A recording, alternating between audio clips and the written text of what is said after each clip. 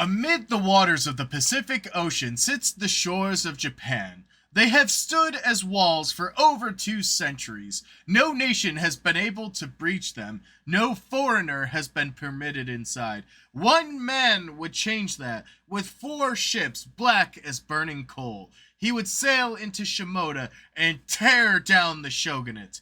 His name is Matthew Calbraith Perry, and this is the opening of Japan, and it is his story. Hello and welcome to the Historical Humans podcast. My name is Justin Woods, and I'm joined today by my co-host Coleman. And today we are talking one of the top naval figures in American history, someone who is directly responsible for anime and manga being in the United States. We are talking about Matthew Calbraith Perry, the American naval sailor. I think he ended up being an admiral at the end of it, but helped open up Japan for trade and open them up to Western expansionism after they previously have been exceptionally isolated. Yep. Oh yeah, no, this is this is a bit of an interesting one here.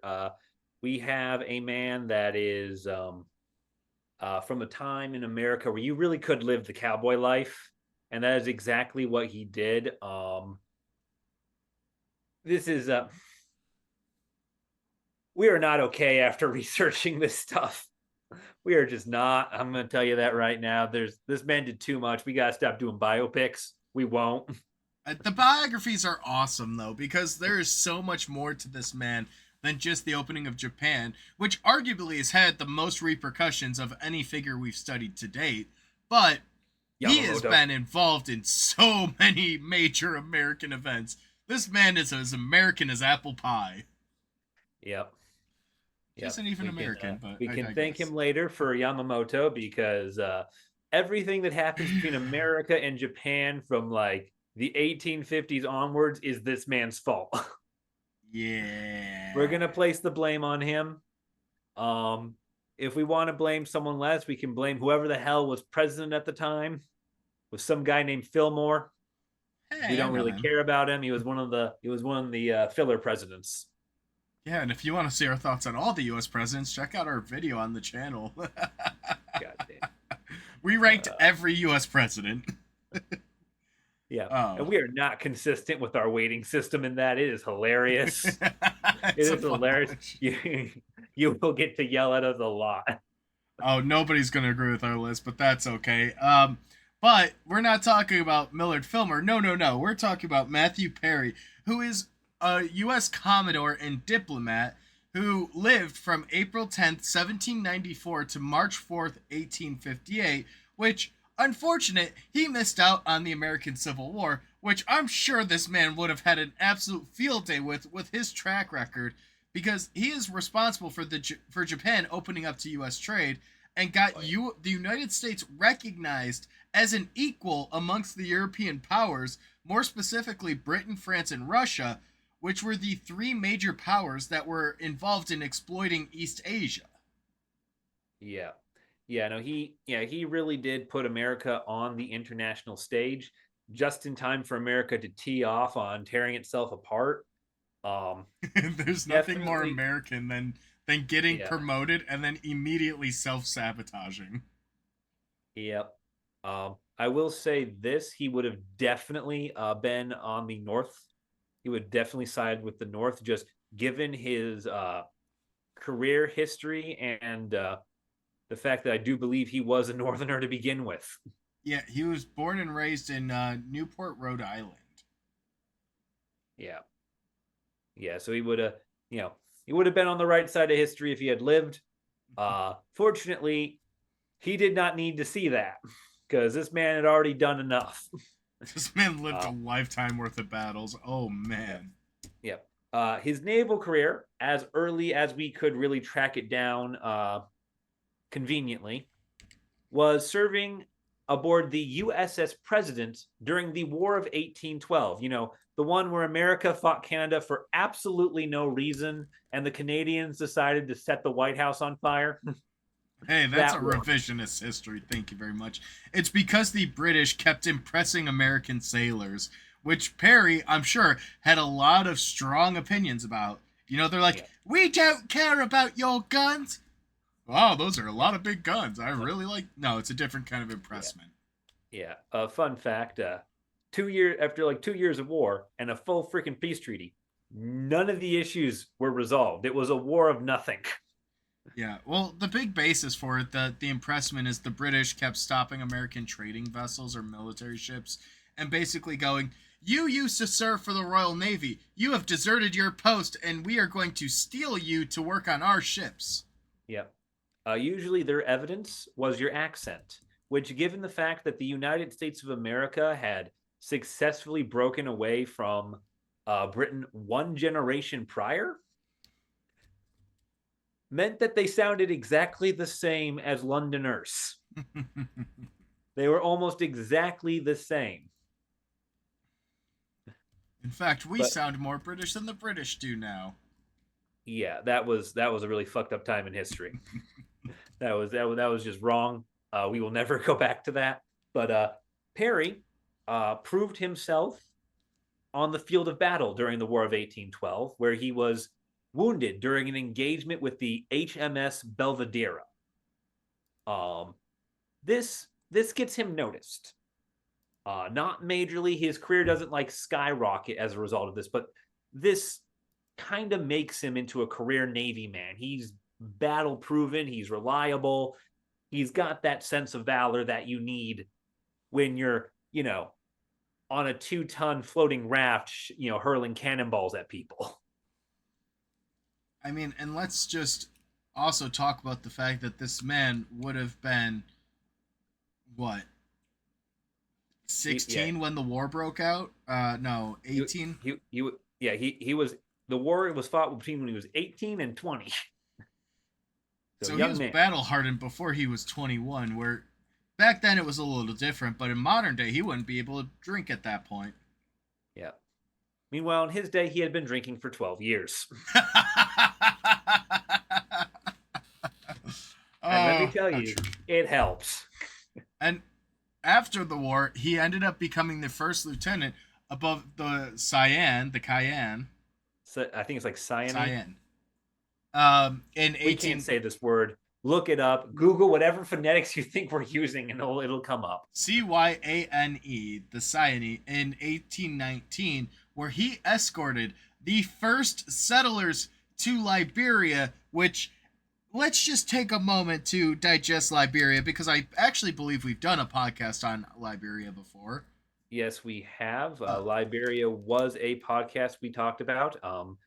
If you haven't seen it, the long and short of it is during the 19th century, the United States was having a bit of a slavery crisis, and they didn't know what to do with all these free people who, by the law of the Constitution, should have rights, but didn't look like all the Anglo Saxons that were running things. So the people in charge came up with a great solution. We'll deport them back to Africa because Africa is, of course, a very small place with a single ethnicity. God, This led to the creation of America's only African colony, Liberia.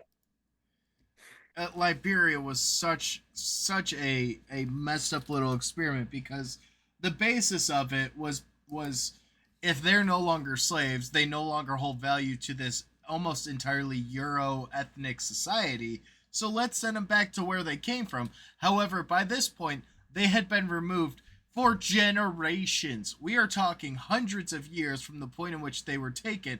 They held no same beliefs. They held no same religion, no same tongue. A lot of times it was purely that. And then even the difference in ethnicities. People were just brought there. It doesn't matter what part of Africa their ancestors came from, they were dropped off there, and the United States ran it as a colony until I think 1847 ish. Yeah, But they I'm didn't not make their sure. final drop off till 1904. Yeah, Oh, and we that did was. Liberia in July of 2023, so 2 years ago. Yeah, I've been trying to find it. I'm not. Oh, there it is. Yeah, there it is. Our you know our 42nd episode, season 3, episode 16. or sorry, season 2, episode Yeah, I was 16. gonna What am say I season saying? 2. I can't read anymore. I'm trying to find too much stuff here. Uh, this is why we prep stuff. So season But 2, yeah, episode 16, if you're interested in checking it out. yeah, it's a very interesting time. There's a lot of really interesting social commentary of just like the existence of this country and its history. But yeah, Matthew Perry escorted the first settlers to Liberia. And then after that, he served most of his career actually in the Mediterranean, which makes sense as to why he gained so much credence and credibility with the European powers. And he is Yeah, actually one of the biggest reasons for U.S. naval reform. yeah, yeah. It was big time during his time in the Mediterranean Squadron. One of the things he was most often taxed with uh, was essentially making sure that other nations made good on deals with America, which showed him that between that and like piracy issues, the American Navy was woefully understaffed and unprofessional for the task at its hand. And he kind of gets himself into this reputation as like a miracle boy for being able to extract payments without pissing off the minor powers of Europe. Well, and the lack of a professional navy is a big one because we did have sailors and we did have people that worked in the navy. However, we didn't have a system to produce high quality naval sailors, and that's where Perry would actually go on to propose the creation of the United States Naval Academy, which is one of the top military institutions in our nation to this day. Yep. If you graduate the Naval Academy, you can thank this man for having the infrastructure to prepare you for your job and not just walking into a ship and being expected to know what everything is and how to do it. Or as we like Um, to call it, trial by fire. yep. Now, the big impetus here was one of the things that Perry saw that was wrong with America was that on the global stage, the United States had only the eighth largest navy, and it was something of an exponential chart. Being number 8 meant you had like 2/3 of number 7, which meant you had like half of number 6, which meant you had like a tenth of number 5. And you can see how this, like, if we get into another fight with, England, we're fucked. And so he really pushed to expand the Navy by building modern new ships. He Ooh. pushed for what would eventually become the Ironclad project with the idea of US steamships, that we do coal-powered vessels Well, the instead of ironclads were a little sails. different. Yeah. The ironclads, they literally strapped Yeah. iron onto the wooden ships. Yes, and yeah, and with the steamships, this is like the precursor. This is before you get the idea to coat everything in metal. First, you have to be able to make shit move without the wind. And the steamships were a big thing because that allowed for naval operations even with adverse conditions. So if there was no wind or if the wind wasn't blowing, you can use steam to basically power your way up and down. And for America, this was transformative Yep. because the Yep. He steamships ran the rivers and the local waterways, and now that we were implementing them in a military sense, it really revolutionized Yeah. things. Yeah, because the key thing that he understood was, you know, under a sailing ship, to complete the merchant route between, like, say, Chicago and New Orleans, you had to go down the river, out into the Gulf, around up the entire Atlantic coast, in through New York, and back to Chicago.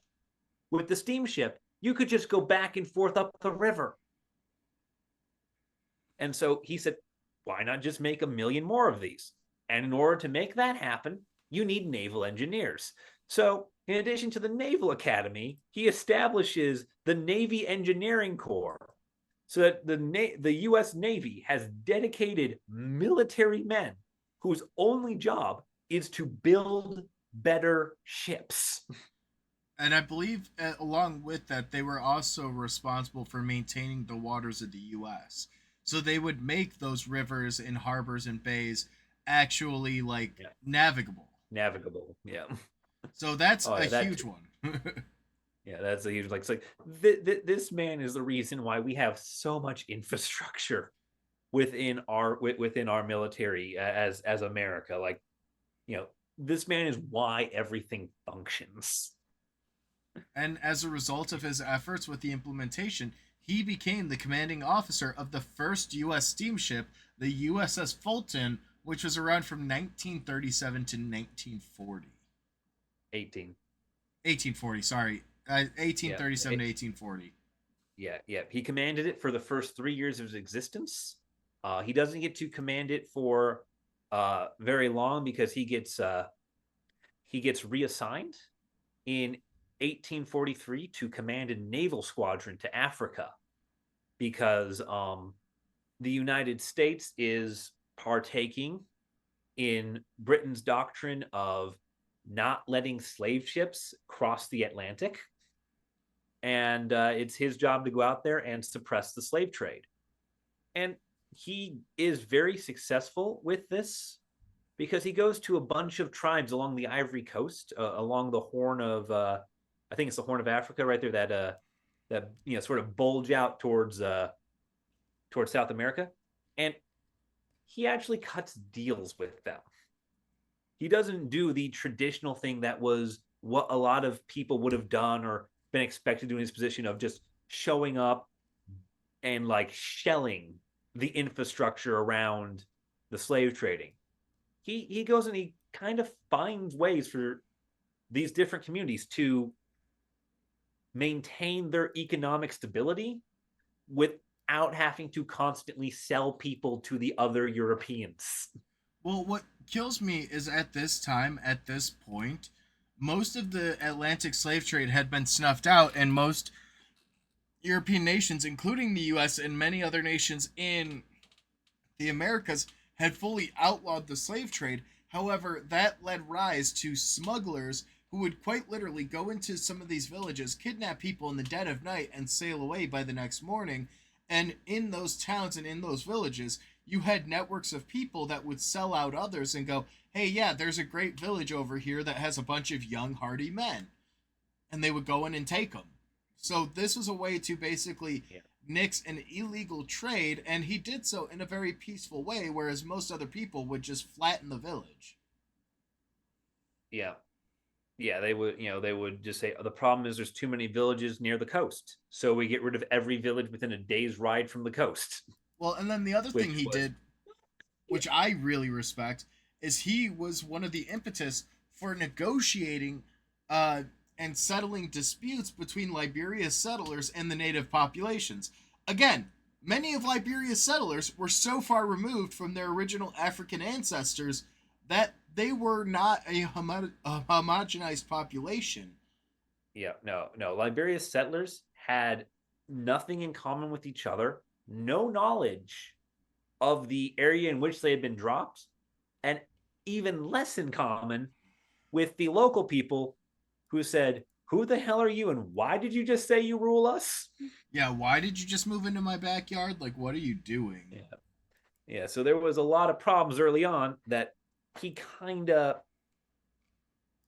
he doesn't put them down, but he does kind of ease so that everyone can kind of get onto footing and mostly coexist. There's a lot of very dangerous politicking going on uh, with like Liberia's internal give and take for And while most we of its history. And while we don't know like the internal specifics of the negotiations, I would not be surprised if to some degree it was mildly coercive, just Oh, with it the was threat of force.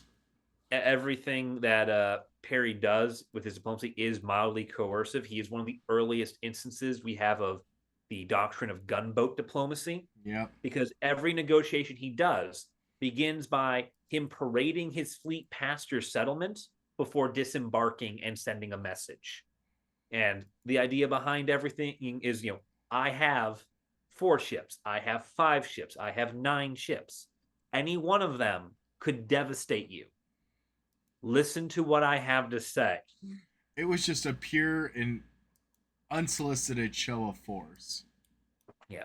Now, he was, you know, he wasn't just relying on that as a crutch. He was a good negotiator. He is an established diplomat because, again, when he's working on the Mediterranean fleet, he doesn't really cause great offense with like the Kingdom of Two Sicilies or other minor powers that he deals with. He gets the US what they want without like it going through Europe as an international incident of these meddlesome Americans showed up and bombed Monaco. I mean, the United States probably still would, and that still would be an issue. But yes, But like, he doesn't garner that negative attention that a lot of his peers would have. And that's really key for him, especially because his skill makes him actually a very well positioned to effectively run the Mexican American War. He commands the U.S. naval forces during this war from 1846 to 1848, and what originally was going on was he was vice commodore of the U.S. forces along the Mexican coast. So he is second in command outside of like the men in Washington running things. And he is amazing from the American military perspective. He captures Frontera, Villahermosa, Tampico, and Ciudad del Carmen. He captures Ciudad del Carmen. I say it how I say it. I'm an American, and we have sacked the city.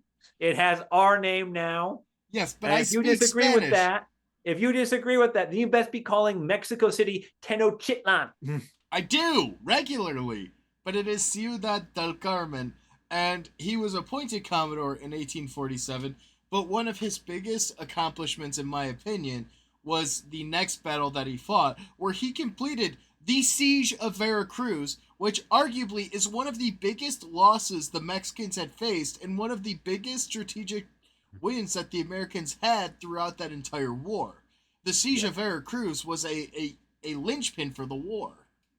Yeah, he effectively ends the Mexico's ability to fight this war because between all the cities he's captured, diverting Mexico's resources away from the main fronts at the like Texas, California area, he also just wipes out most of Mexico's ability to like function cohesively because the country's just been carved in half.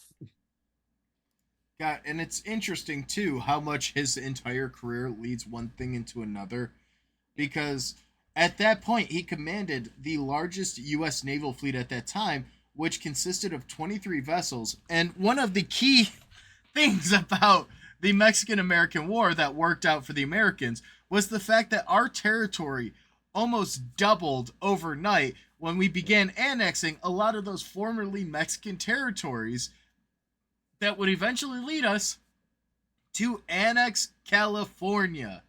And California is very divisive today, depending on what side of the political spectrum you lay on. But California at this point gave the United States its biggest springboard into U.S. superpowerdom because it gave them the elusive Pacific port. Yep. And those Pacific ports are going to be what prompts the U.S. government to send Perry to Japan because now that we have a port on the Pacific coast, we need someone to trade with. And wouldn't you know it, everybody already carved up China. We just got done with the first Opium War. The second one's on the horizon. A lot of European powers have already had their claws driven in India and other locations. Japan remained this elusive island, and now that we don't have to sail all the way around South America, it's a heck of a lot easier. And also at the same time, we are currently in the process of speedrun building the Transcontinental Railroad. Yeah, definitely. And like Perry is the ideal choice for this because he has decades of experience at a very successful gunboat diplomacy, and he is like the hero, the naval hero from your last war. The fleet he commands, those 23 vessels, no American in the entire history of America up to that point had ever commanded 23 vessels at one time. No one. So this man can basically walk on water as far as Washington is concerned. I mean, he sees objective, he completes objective. You can't hate a man with that kind of mentality. No. And now that we have this Pacific port, we have this railroad that's being constructed. All we're missing is that ever elusive uh, Far East trade partner that we could sail across the sea to. So he goes off to Japan with a letter that was signed by President Millard Fillmore, and he was personally placed in charge of the 1854 expedition. Yep. Yeah. Now, the official wording of this is to induce the Japanese government to establish diplomatic relations with the US. The practical explanation was we needed a trade partner that another European power wouldn't see us as cutting in on their action, which meant we needed dedicated ports that only we could trade with, just like the British had, and the French, and the Russians, and to a much lesser extent at this time, the Dutch and the Portuguese. I mean, when you look at Macau, I think being Dutch, you look at Hong Kong being British, you look at, all these giant ports that came as a result of the Opium War, you really wanted that exclusivity. So good old Matthew Culbraith Perry ended up sailing across the sea. However, this was not the first time that the government had attempted this. They had sent Commodore James Biddle in 1846 with 2 ships, but the Japanese just turned a cold shoulder and rejected him. Yeah, they actually refused to speak with him, and just demanded that he leave their waters. And so, after being unable to make a significant enough demonstration of force or find a administrator who would, at least present his terms and hear what he wanted, Biddle leaves. It also hurts Biddle's efforts that the Mexican-American War breaks out while he's there. And so, the U.S. kind of has need of his ships to defend the United States and defeat Mexico more than it needs his ships to negotiate a treaty with a country that we didn't even have easy access to. See, that's just crazy to me. And yeah, by this point, the United States wanted to trade with Japan for 2 main reasons. Firstly, is a very practical one. It needed a Pacific port to refuel and resupply its vessels, and Japan is probably the closest nation with a lot of resources to the US. And then secondly, it needed a new market to sell our American goods that hasn't been claimed by another Western power. We basically needed a captive audience to sell our goods to, and unlike the British, we're not going to get them hooked on the hardest drug we can possibly grow. Yeah. Which, fun fact, Japan already had an opium problem, and no, it did not change the Shogun's mind about trading with outsiders. It just pissed them off even more that people were getting opium. That those pesky Chinese, they were sneaking it over, and Japan, they really wanted it, and I think it may have been the Koreans. Basically, fuck these guys. We know what happened last time. And yeah, the U.S. had just annexed California, had its Pacific port, and really was just itching to put it to use. They were just looking for a reason. Yeah. Now, Perry does his homework. He studies Japan. He prepares for this. He recognizes that this is the biggest ask of his career. And if he can pull it off, if he can pull off this, bringing this country that's been isolated through, centuries of colonialism into the fold for America, he's basically a shoo-in for whatever he wants. And this is the sort of thing you do to run for president almost. And I'm not saying that was his intent. He doesn't give any indication of that. But certainly the hero of the Mexican-American War, the veteran of the War of 1812, the founder of Liberia, the man who opened Japan, would have a very compelling case for holding the United States together in the 1850s and 1860s. But yeah, he studies Japan and he realizes some very key facts about Japan that lead to what is ultimately a very dark and dangerous conclusion that we are very glad it's Matthew Perry making and not someone else. Because the first thing he learns is that above all else, Japanese isolationism is based on a belief in their own strength. The shogun is a military leader, and his might is divine and unassailable.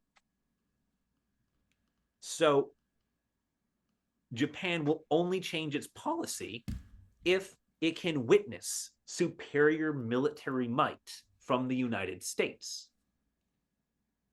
Which leads to therefore, Perry must demonstrate to Japan that the United States government, that President Fillmore, is more powerful and more unassailable than the shogun of Japan. And for most people, that would mean fire at will until they beg for mercy. For Perry, it means bring the big boats. And yeah, he went with 2 frigates, 2 sailing ships, and his flagship was the USS Powhatan. And yep. Sorry. Yeah, no, you can keep going here. Sorry. They eventually reached the fortified harbor of Shimoda in Uraga Bay on July 8th of 1853. And this arrival was highly publicized globally because the U.S. did something that many people have tried to before, but they were just going for it. Yeah, and the U.S. is making a big deal about this to kind of put international pressure to make a international show of things. We just won a major war. We were kind of looking to say, we are a power. We're not just the new kid on the block. We are the rising power. And they publicize it heavily. And Perry pulls into this bay with what he calls a resolute attitude, which means he will not take no for an answer under any circumstances, even direct assault. Oh, jeez. He's going in there, and either Japan is putting his fleet at the bottom of the bay, or he is leaving with a treaty. I mean, he took a gamble, and it unfortunately paid off for him. Yeah, it did.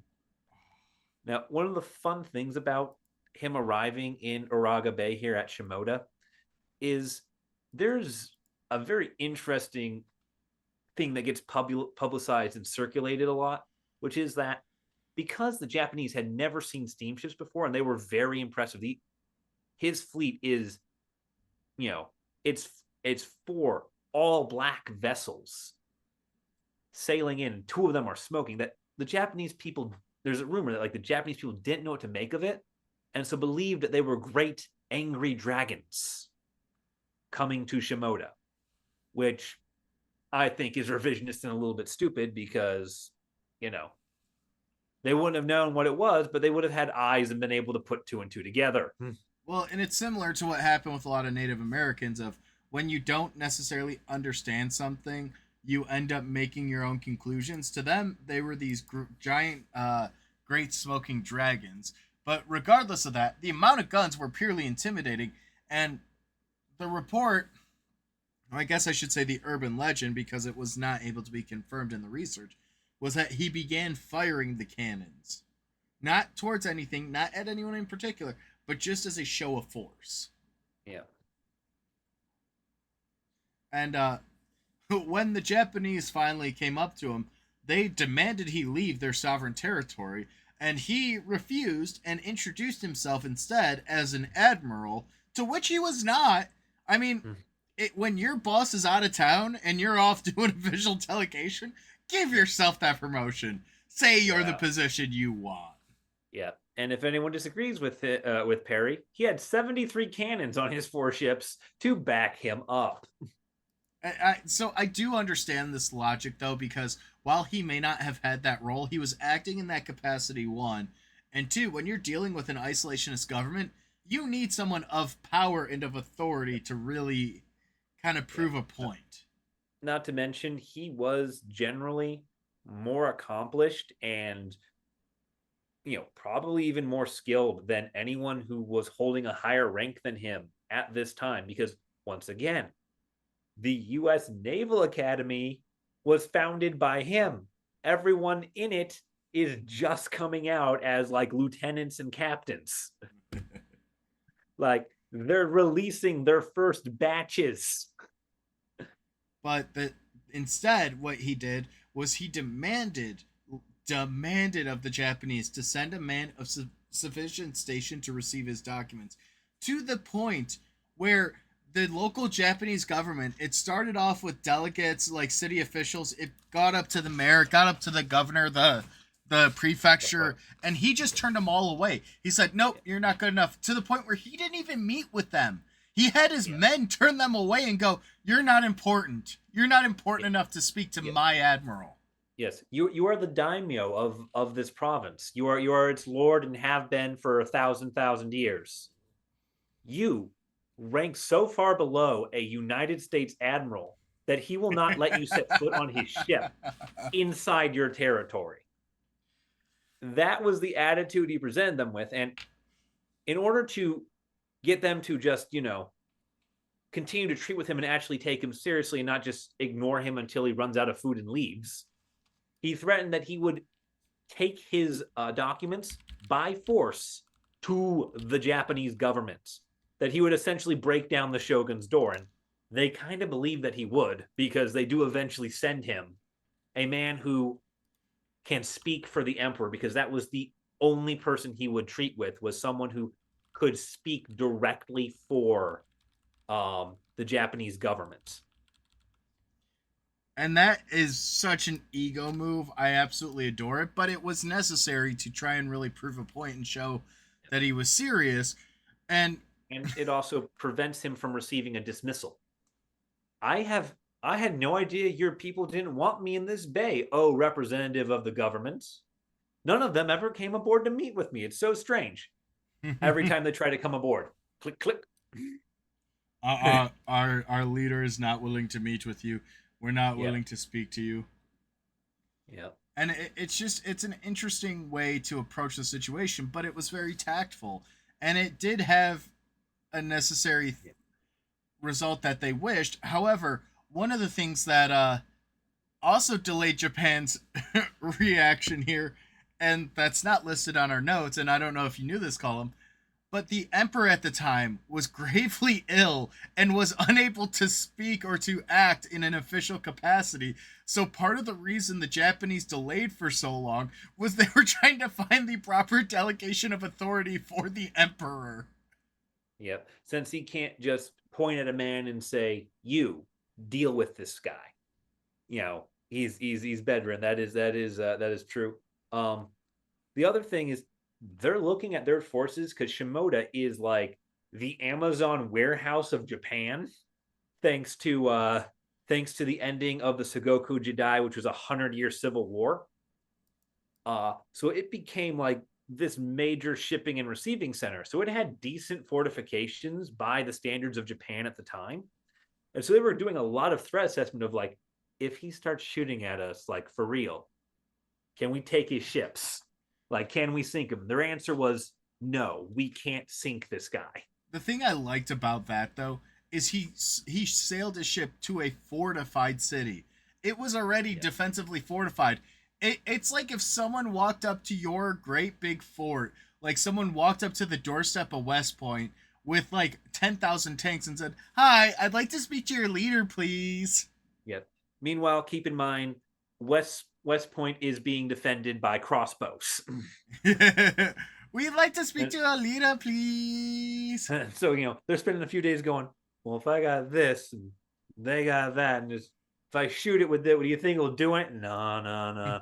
Can we build a big, they're trying to figure out what they can do to fight them. And their answer is, unfortunately for them, nothing. So they send forth this delegation to meet with him and receive Perry's letters from President Fillmore, which are, of course, a request for trade, very loose interpretation of the term request at this point. And they kind of look at it and they go, okay, okay, we can deal with this.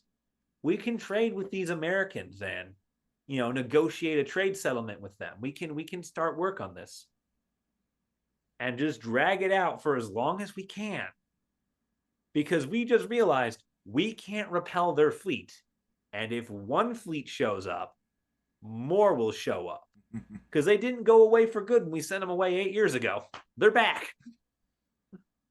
And So they're desperately trying to buy time and stall for a chance to rebuild their defenses and, kind of make Japan less vulnerable to these new terrifying ships.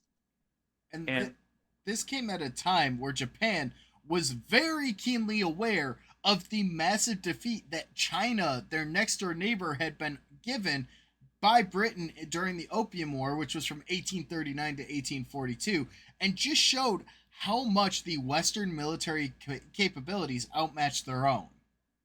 yep, yep, definitely. And since this is the first of many, and since they're outmatching, like the one thing China proved above all else was that numbers didn't matter. The Chinese outnumbered the British massively, and they lost every engagement. So they desperately are like, we cannot oppose this force directly. We have to find a way to stall it out or bend it to our will. And so they begin negotiations. And in February of 1854, Perry will sail to Tokyo for the final negotiations of the treaty. He is credited with showing great respect throughout all the proceedings during this part of the process, including a point in which he was nearly beheaded because he misunderstood one of the commands from an imperial bodyguard. Yikes. Effectively, I'm not sure quite what it was, but effectively, he mistook hold with step forward, and he stepped forward and got multiple swords at his face, and he just explained and apologized and worked it through with a level of humility that you don't expect for the man aiming 73 cannons at your capital. Can we just point out and highlight the translators? Because those poor translators were working like triple time here to try and make this all happen. Oh yeah. In fact, because of how isolationist Japan was, it only had very limited trade with a few countries. So a lot of translators would have only spoken I want to say Japanese and Portuguese, and thus you had to get someone who spoke English and Portuguese to talk to the Japanese Portuguese guy to talk to the people who only spoke Japanese. Talk about a game of So, telephone. yeah. So it is Google Translate is a fucking miracle, people. As much as it is wrong, it is a freaking miracle. But by the end of it, he ended up getting the Treaty of Kanagawa signed in March of 1854, and that is the very first treaty between the U.S. and Japan, and guaranteed better treatment of shipwrecked sailors, which was a fairly common occurrence at this point. Japan liked to throw them into the sea. Yeah, that's probably not the greatest way to resolve that issue, but So, isolationists. yeah. So now they actually had to take them to a port that the Americans had access to and go, "This yours?" and throw them onto the ship there. Oh Now my they god. actually had to take them and toss them back onto the ships. Couldn't That just throw them visual back in the ocean. representation, though, of just grabbing like a drunken sailor, like this yours, throws them Yeah, back. this yours? No. Well, he says he is. Have fun. But it also granted U.S. ships access to fuel and supplies at two minor ports, which was a Yeah. huge to do. So that way they could actually refuel, and get the provisions they need for the long journey across the Pacific. And then Yep. they also arranged for a U.S. consul to reside in Shimoda, which is Yep. huge because Yep. if you This have a is representative of your government in this foreign land, it makes international relations a lot easier. this is the first permanent uh foreign delegation that Japan hosts in its entire history. This is Ooh. the first time a foreign nation has a permanent presence in Japan. Because back before this, even before Japan becomes the Tokugawa shogunate, which is what is ruling it during Matthew Perry's visit, even before its isolations like this, other countries like China and Korea that Japan regularly interacted with, they would only send people over when there was something of importance to discuss, and those people would come over, they'd have their discussion for a few weeks or months, and then they'd leave, and you wouldn't hear from that country for years because there was no peace treaty to sign, there was no international incident that needed resolution, there was just, you know, no need to keep people on permanently in this country. Yeah, And there's no so need this, to continue those relations beyond. All right, trade deal's done. See you in 10 years. yeah, yeah, and so this was the U.S. saying we're going to keep a constant presence in your territory, which is part enabled by technology, in part by the fact that the U.S. did not think the Treaty of Kanagawa was the be-all, end-all of this arrangement. The biggest thing that it does is it opens the door for the U.S. to continue negotiating new trade agreements and trade into new sectors and new goods and anything and everything through this new console. Can I tell you something that'll piss you off? Sure. So, you know how with most treaties there's two documents created, correct? Yeah. One for each side. Yeah. Do you know where the Japanese pictorial record of this document reside? No, I do not. But I'm gonna guess it's gonna start with Itish. Yeah, that's part of it. Yeah, yeah. It is. It's in the British Museum. They have our documents. They have the Japanese pictorial records. The United States National Archives has ours, but Yeah. somehow the fucking British, not being involved at all in this whole conversation, somehow, some way, managed to get the record themselves. Yeah, the reason I think for that was because they were, I believe, our main competitor during what's known as the Meiji Restoration, which is something we'll talk about a little bit here at the end of this video because it is very relevant to what Matthew Perry does. Basically, in about 20 years, there's going to be a civil war in Japan, and the British was the number one competitor for the U.S. for supplying that war. So yeah, there was a lot of push for influence during a very unstable time shortly after this. But in the meantime, what Perry demonstrates with these treaties is that the Japanese shogun is no longer able to enforce its isolationist policies. The shogun of Japan is the military dictator of Japan. They have been the driving power of the government. They have set policy for over 2 centuries by the time this treaty is negotiated. And this effectively breaks their power. Because even though, all power flows from the emperor and it's the imperial government, the shogun's been the one running everything undisputedly.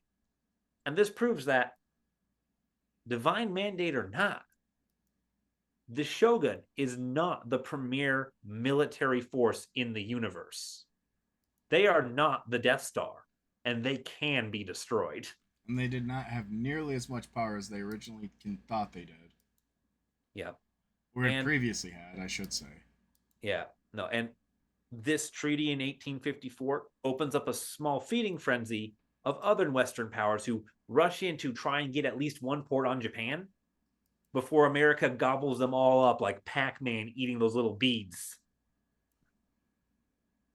And that just turns into a death spiral because this is, effectively the direct cause of the collapse of the shogunate, which is that you, our great warrior, are no longer able to defend us against apparently anyone but ourselves. So this is one of the things that when you talk about ripple effects in terms of history, this had one of the single largest domino effects in world history, I think, personally. Because once the United States opened up Japan, Japan realized that they weren't as powerful as they previously thought, which, not to be outdone, the Japanese, after the Meiji Restoration, went absolutely ham on just upgrading and modernizing their entire military. They Yeah. went through this process where they took what was effectively peasants with rakes and pitchforks and turned them into a professional army. And that's where we see the beginning of the first Imperial Japanese, where they ended up starting to take over areas nearby. They ended up taking over Korea in the 1930s, China in the 1930s.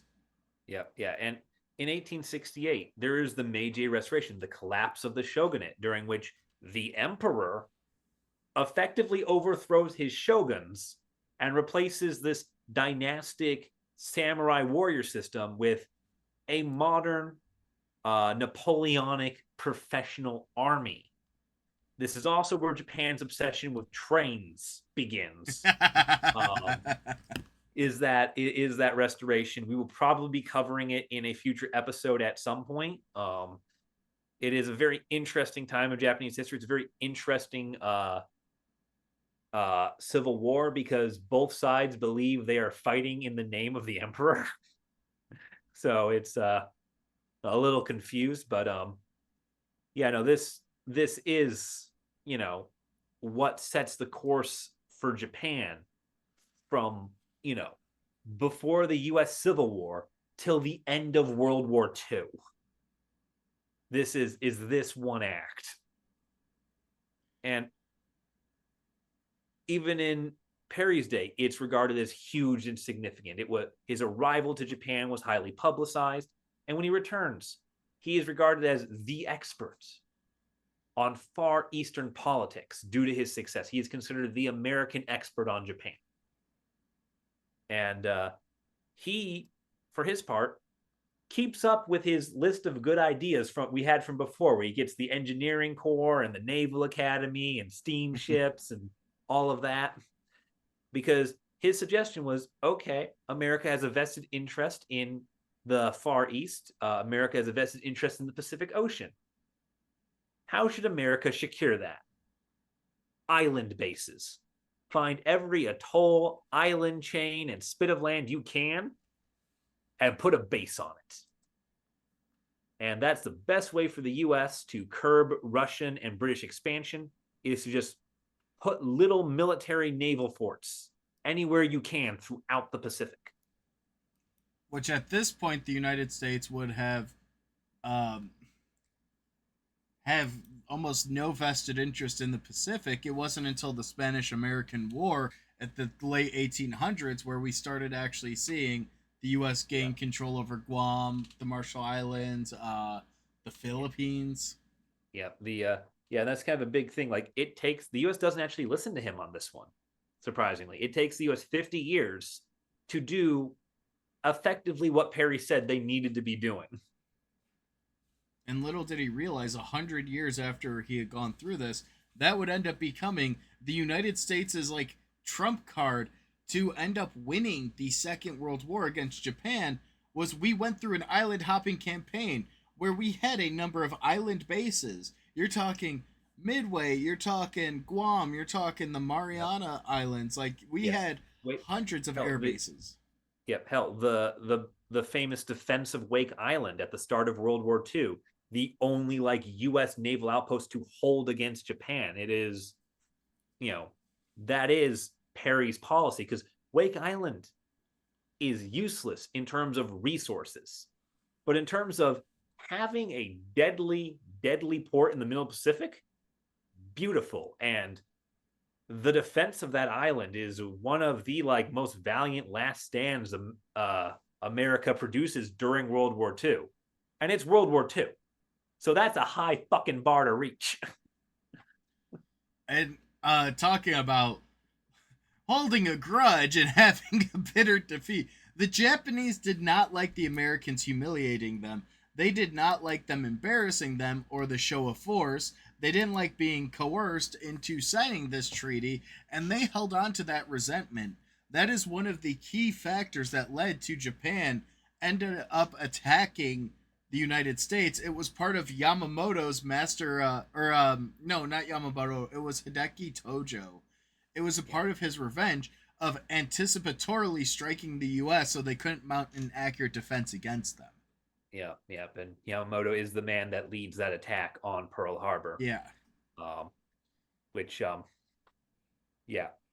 Fun fact: the Americans actually go out of their way to take vengeance on him. They send like 3 fighter bomber squadrons to wipe out his escort when he's doing an inspection tour. It's a very fun mission because of how many times the American planes almost completely die trying.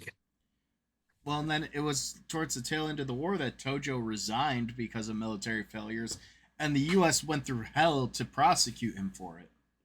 Yeah, yeah. There's a lot of that, but Perry's efforts do have some positive impacts on Japan as well.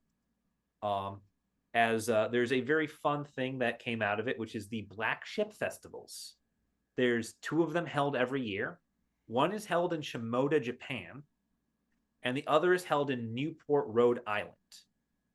This is because Shimoda is where Perry first landed, and Newport was Perry's hometown. And what this is it's a celebration of his arrival and the trade between these 2 nations that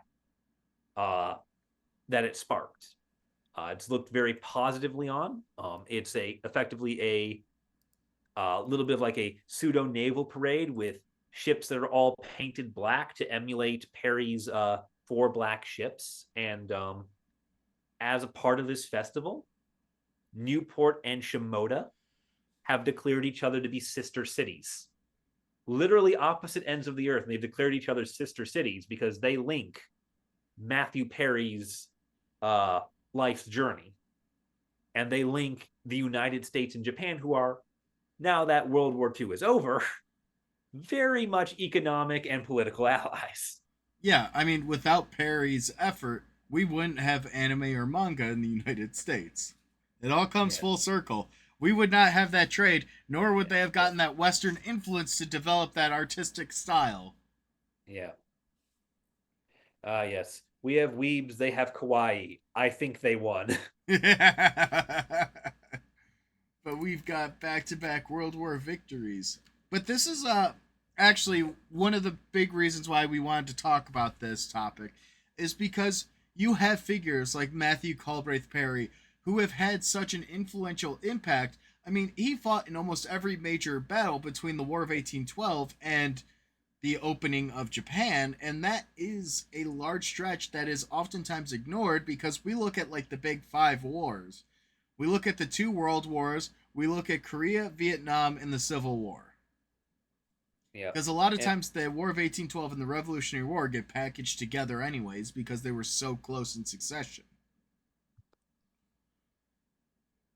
yeah, and one of the key things too is like with Matthew Perry specifically is this man had major military and political impacts across the globe. Like, we have him with Liberia in Africa. We have him with his Mediterranean fleet in Europe. We have him with the Mexican American War. We have him with the opening of Japan in Asia. And this man who does all these things is not someone who would get talked about a lot or focused on because there's one thing that he's not: a head of state. Everyone talks about history in terms of this president, this dictator, Caesar, Caesar, Caesar, this queen. Never, it's very rarely where we talk about it in terms of, this officer. Well, and then my other favorite fact is, do you know what his reward was for opening up Japan? No, I do not. Congress voted to give him a $20,000 cash reward, which, when adjusted for inflation, is equivalent to $520,000. And then on top of that, he was also promoted to Rear Admiral, so he did eventually reach the rank that he pretended to be, though he very quickly retired due to his failing health and cirrhosis. Yeah, he does die in 1858, just a few years before the Civil War, due to, I believe, rheumatic fever that got into his heart, which was highly complicated by the fact that as a sailing man, he was an alcoholic. Hmm. He was a known alcoholic. Like, to be fair, everyone who worked on a boat in that time was, but like, damn, the booze literally managed to kill him. Yeah, I mean, a lot of sailors, that becomes a really big thing. Um, but yeah, it's just it's in a man who's bigger than life, and you don't oftentimes hear about these characters or these figures in the light that they probably should be looked at. And Yeah. this had monumental impacts for both nations and arguably for the rest of the world. And this was the United States' first foray into becoming a world power. Yep. Yeah. We were checking off the world power bucket list. Win a major war of territorial expansion. Check. Mexican American War. Establish a foreign colony. Check. Liberia. Economically subjugate an eastern nation. Opening of Japan. Check. And this not, is this is what gets us into that boys club. and also, not to mention, it's not just that we subjugated an Eastern nation, but we were not content with sharing in the pie that our European allies had. No, no, no. We needed something fresh. We needed the kill. Also, they weren't content to let us in because they had economic monopolies. And if you think for 1 second they were going to let us trade in their monopolies, like, you'd be mistaken. Like, you think the French are letting us into Singapore? No, they're going to shoot us first. Allies are not. They would not let us into Singapore. So Yeah. we had a British different Hong Kong. route. Yeah. Yeah. It's like, cool. We'll just take Japan. Which turned out to be a pretty good bargain, all things considered, because Japan is not a particularly resource-rich island, but the United States of America was a resource-rich nation, which meant we could make shit they couldn't make themselves and sell it for whatever goddamn price we chose. So on one hand, we got anime and manga. On the other hand, they got baseball. Yeah. Yeah. Thank you, Shohei Ohtani. Seiya Suzuki. But that's probably a great point for us to wrap up on this episode. We hope you guys enjoyed it. We hope you learned something a little bit different, because this is a little bit beyond what we normally have talked about. And these